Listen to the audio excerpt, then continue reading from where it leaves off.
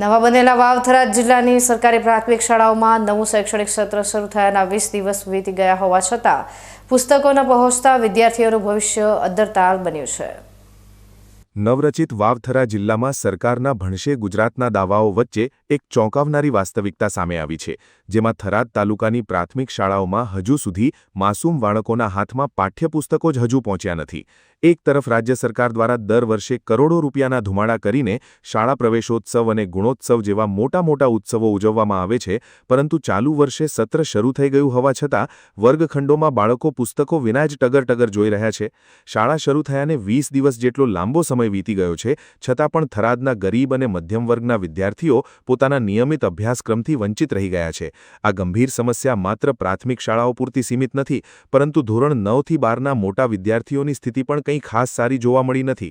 માધ્યમિક અને ઉચ્ચતર માધ્યમિક શાળાઓમાં પણ માંડ 25 થી 30% જેટલા જ પુસ્તકો અત્યાર સુધી પહોંચ્યા છે, જે શિક્ષણ તંત્રની ઘોર બેદરકારી અને કાગળ પર ચાલતા આયોજનની ચાડી ખાય છે। સ્થાનિક વાલીઓ અને જાગૃત નાગરિકો આક્ષેપ કરી રહ્યા છે કે સરકાર તાઇફાઓ અને ઉત્સવોની પાછળ લાખો કરોડો રૂપિયાનું પાણી કરે છે, પણ જે શિક્ષણની સૌથી પાયાની અને અનિવાર્ય જરૂરિયાત છે તે પુસ્તકો સમયસર આપવા માટે તંત્ર પાસે કાં તો પૂરતું ફંડ નથી અથવા તો વહીવટી ઈચ્છાશક્તિનો સદંતર અભાવ વર્તાઈ રહ્યો છે। આ પરિસ્થિતિમાં સૌથી મોટો સવાલ એ ઊભો થાય છે કે જો સત્રના શરૂઆતના દિવસો જ પુસ્તકો વિના બગડશે તો સરકારી શાળાઓના ગરીબ બાળકો આખા વર્ષ દરમિયાન ભણશે શું અને ખાનગી શાળાઓના બાળકો સાથે સ્પર્ધામાં કેવી રીતે ટકી શકશે? તંત્રની આ ઢીલી નીતિના કારણે સરકારી શાળાઓના વિદ્યાર્થીઓ પુસ્તકો વગર રજડી રહ્યા છે અને શિક્ષણનો આખો ગ્રાફ નીચે જઈ રહ્યો છે।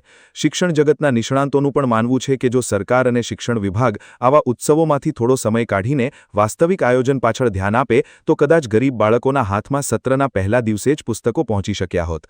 હાલની સ્થિતિ જોતા એવું લાગી રહ્યું છે કે ભણશે ગુજરાતનો આ ભવ્ય નારો માત્ર કાગળ અને સરકારી બોર્ડ પર જ સીમિત રહી ગયો છે અને સરહદી વિસ્તારના શિક્ષણને જાણી જોઈને અંધકારમય ભવિષ્ય તરફ ધકેલવામાં આવી રહ્યું છે। વળી આ આખી સમસ્યા માત્ર કોઈ એક શાળા કે એક કેન્દ્ર પૂરતી મર્યાદિત નથી, પરંતુ નવા બનેલા આખા વાવથરા જિલ્લાની અંતરિયાળ ગામડાઓની શાળાઓમાં શિક્ષણના વરવા સત્યની ઝલક રજૂ કરે છે, જે વહીવટી તંત્રની પોકળ નીતિઓ ખુલ્લી પાડે છે।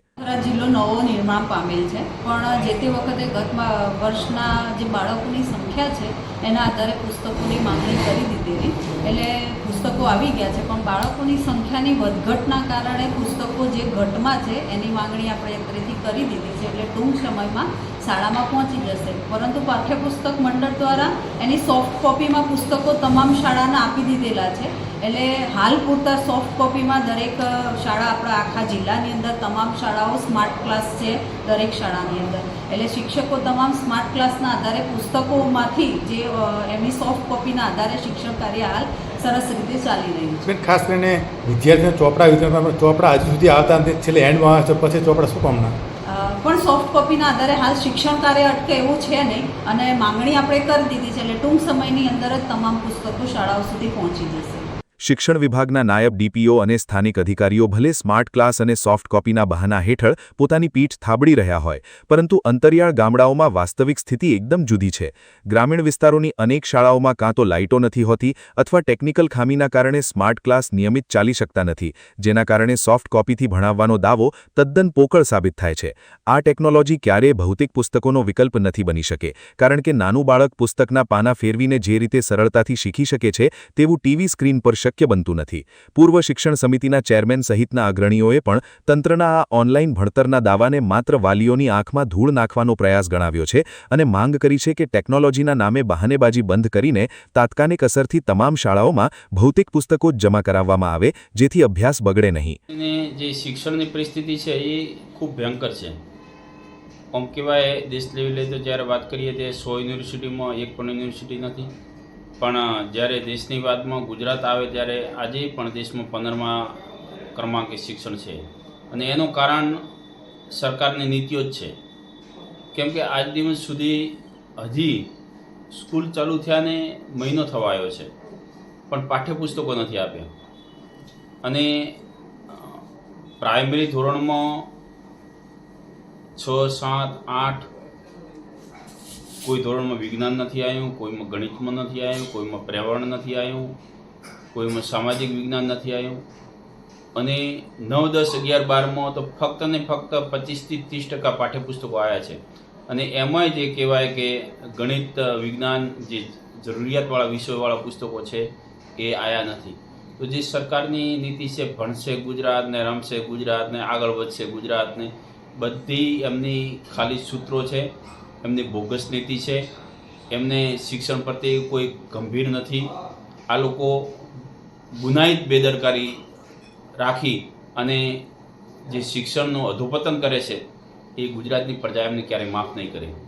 આજની તારીખમાં 1 મહિનો થવા છતાં પાઠ્યપુસ્તકો ના આવ્યા હોય તો બાળકો ભણશે કેવી રીતે?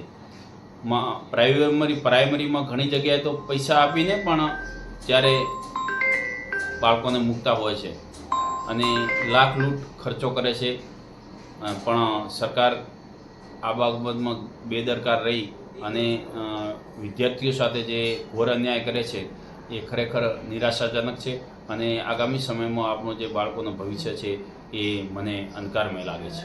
સચિવો દ્વારા અત્યારે જે પ્રવેશ હોય હવે શું કહેશો આ બાબતે? આ સરકારને ખાલી તાયફા અને દેખાડો કરવા સિવાય આજ દિવસ સુધી કંઈ કર્યું નથી. દર વર્ષે આ શિક્ષણની નીતિ બદલાવે, દર વર્ષે નવી વાત લાવીને તાયફા કરે, લોકોને ભેગા કરે, વાહવાઈ કરે, ખર્ચા ઉધારે, પ્રવાસના ભથ્થા ઉધારે, મોટા મોટા અધિકારીઓ આવે, મોટી મોટી ભાષણો ચાલુ કરે અને મોદી સાહેબને, ભૂપેન્દ્ર સાહેબને, ફલાણા સાહેબને, ઢીગડા સાહેબને, પોંછડા સાહેબને કશું છે નહીં. આમ વાવથરા જિલ્લાની સરકારી શાળાઓમાં ડિજિટલ શિક્ષણના દાવા વચ્ચે પુસ્તકોની ભારે તંગીથી વાલીઓ અને વિપક્ષમાં ભારે આક્રોશ છે. ત્યારે હવે શિક્ષણ વિભાગ પોતાના સરકારી કાગળોમાંથી બહાર આવીને આ માસૂમ બાળકોના હાથમાં અસલી પુસ્તકો ક્યારે પહોંચાડે છે તે જોવું રહ્યું. Hajaji Rajput, BK news channel, Tharad.